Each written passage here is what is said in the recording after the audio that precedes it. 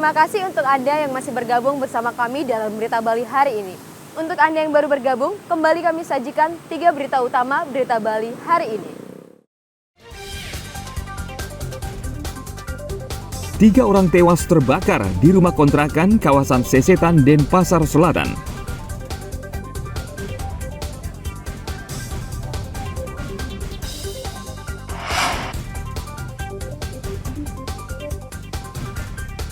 Tiga remaja terseret ombak di pantai Sabah Gianyar. 2 korban meninggal dunia.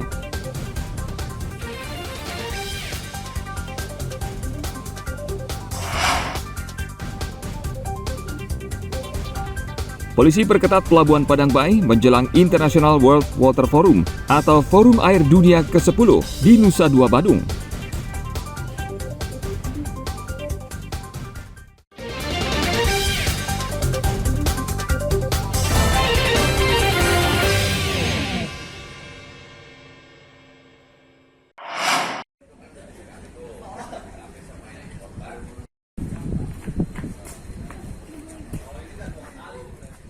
Pembunuhan terhadap wanita teman kencan kembali terjadi di Denpasar.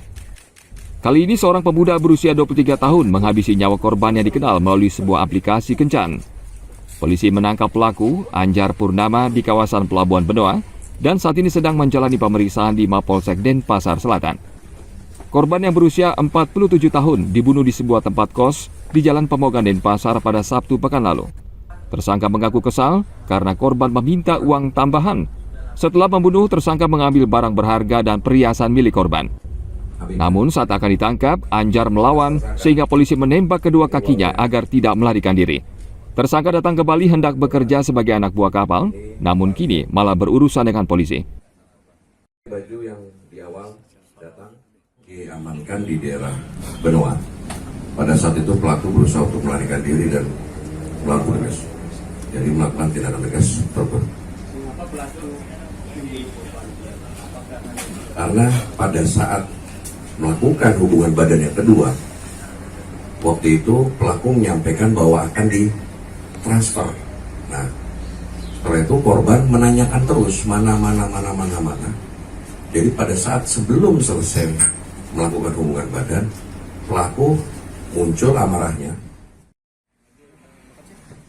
Belum lama, seorang pemuda juga menghabisi nyawa seorang PSK yang dipesan melalui aplikasi kencan. Korban dibunuh di tempat kos, lalu mayatnya dimasukkan ke dalam koper dan dibuang di semak-semak. Motifnya juga sama, pelaku marah karena korban meminta uang tambahan. Tim Liputan melaporkan dari Kota Denpasar.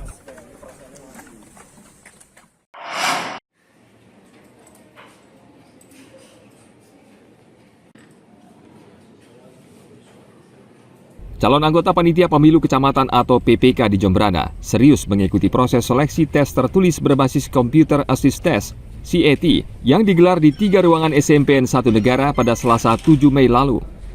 KPU Jembrana akan merekrut 25 calon anggota PPK yang akan ditempatkan di setiap kecamatan di Kabupaten Jembrana. Jumlah pelamar anggota PPK melalui sistem Siakba sebanyak 52 orang.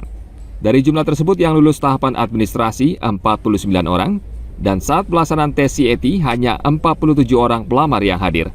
2 pelamar lainnya tidak hadir tanpa keterangan yang jelas. Seperti biasa kan kita ini soalnya kan dari KPU RI yang tadi pagi diberikan kepada panitia. Kemudian prosesnya juga diacak kan dari peserta satu sama peserta yang satunya kan tidak sama soalnya. Kemudian mungkin nanti setelah ini kita melakukan proses penyusunan nilainya dulu. Kita akan lakukan rapat pleno tertutup terkait nanti untuk yang bisa lolos ujian CAT bisa melanjutkan ke ujian wawancara. KPU sudah menyiapkan semua mekanismenya, tata tertibnya sudah diikuti semua dan saya kira dibantu juga oleh lembaga pendidikan, jadi semua sudah cukup baik sih. Tinggal nanti nilainya secara transparan tentunya supaya diumumkan juga kepada masyarakat. Setelah tes tertulis berbasis CAT, 25 calon yang lulus akan mengikuti tahap selanjutnya, yakni tes wawancara, dan setelah itu mereka akan dilantik pada tanggal 16 Mei mendatang. Tugas anggota PPK dalam pilkada antara lain melaksanakan seluruh proses penyelenggaraan pilkada hingga evaluasi dan membuat laporan di wilayah kerja masing-masing.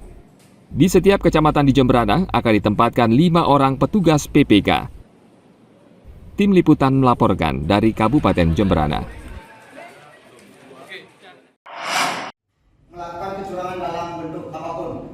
Selanjutnya 10. Jika terdapat peserta yang masih ada waktu sekitar 2 menit. KPU Kabupaten Karangasem membuka rekrutmen untuk anggota panitia pemilihan kecamatan atau PPK.